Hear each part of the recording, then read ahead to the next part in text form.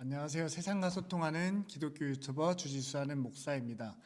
오늘은 어떤 주제를 가지고 이야기하려고 하냐면 왜 교회는 차별금지법을 반대하는가에 대해서 한번 이야기해 보려고 합니다. 교회가 차별금지법을 반대하는 이유는요, 성별이나 인종, 피부, 장애, 나이, 국적에 의해서 선천적이나 불가항력적인 사유로 인해서 사회적 보호를 받는 사람들에 대해서 반대하는 것이 아니라 동성애가 차별금지법의 차별금지 사유에 들어가는 것을 반대한다라는 거예요. 동성애가 차별금지 사유에 들어가는 것을 반대한다예요. 정확히 이야기하면.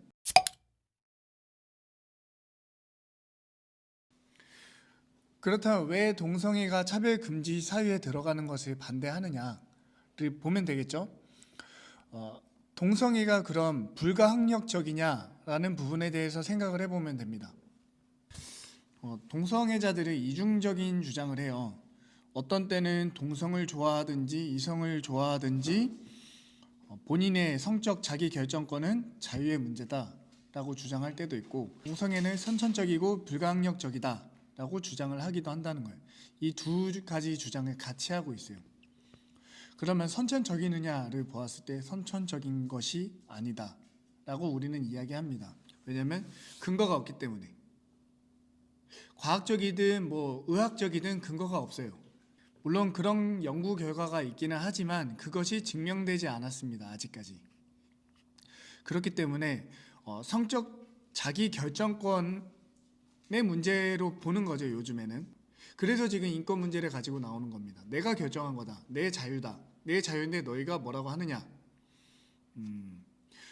내 자유인데 너희가 뭐라고 하느냐에 대해서 똑같이 이야기할 수 있을 거라고 생각합니다. 반대하는 것도 내 자유다. 반대하는 것을 반대한다라는 거잖아요. 반대한다는 것을 반대를 할 수 있겠죠. 근데 반대한다는 것을 형사적으로 처벌하겠다는 다른 문제입니다. 그러니까 형사적 처벌을 하는 것을 반대한다. 우리도 우리의 자유대로 이야기를 할 수 있다. 알았어. 앉아.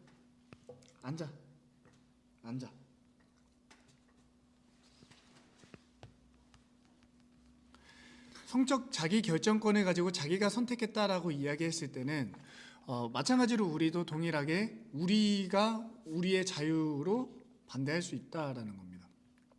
어떤 사람들은 인종차별과 동일하다라고 생각하는데 인종차별 혐오, 흑인 혐오, 아시아인 혐오, 여성 혐오 이런 것과 동일하게 보는데, 흑인이나 여성이나 장애인은 자기가 그렇게 태어나려고 해서 태어난 것이 아니기 때문에 자기 자유의 문제로 선택한 동성애와 다르다는 거예요. 같은 카테고리로 묶을 수가 없어요.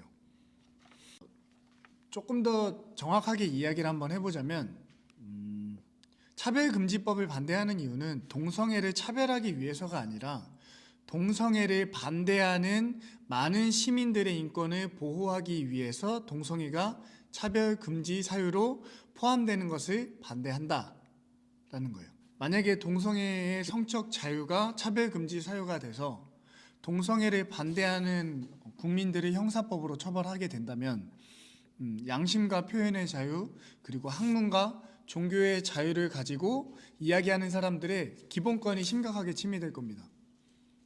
동성애에 대해서 부정적인 의견을 가지고 있는 사람들이 아직까지는 우리나라 과반수를 넘고 있는 한국 사회에서 동성애에 대한 그들의 생각과 입장을 표명하는 것을 형사처벌한다? 이것이 반대로 차별이라는 거예요. 이것이 오히려 반대로 더 심각한 차별이 될 수 있습니다. 동성애자들이 미워서가 아니라, 동성애자들이 미워하자가 하는 것이 아니라 저의 종교의 자유와 내 표현의 자유를 지키기 위해서 교회는 차별금지법을 반대한다라고 이야기하는 거예요. 그리고 이제 심각하게는 차별금지법을 통해서 동성애 성적 자유가 거기에 포함되면 어떤 문제가 생기냐면 차세대 교육에 대한 문제가 분명히 생길 겁니다. 차세대 교육에 대한 문제가 생겨요. 그러면 나는 굳이 싫어하지도 않지만 그냥 그런가 보다 하고 넘어가면 여러분들의 자녀들이 학교에서 동성애에 대한 교육을 받을 수 있다는 거예요. 근데 나는 그것까지는 원치 않아 라고 했을 때 그걸 반대할 수 없어요. 반대하면 처벌됩니다. 그리고 지금 이 법이 만약에 통과된다면 이 영상으로 인해서 저는 형사처벌을 받을 거예요. 그렇게 생각합니다. 하지만 아직까지는 아니기 때문에 아직까지는 저의 자유가 보장되고 있기 때문에 이런 이야기를 할 수 있는 자유가 보장되었기 때문에 이야기를 하는 겁니다. 오늘은 여기까지만 짧게 나누고요. 다음 영상에서는 시민 결합 제도가 뭔가, 그리고 이것에 대해서 우리는 어떻게 생각해야 되는가를 한번 이야기해 보려고 합니다.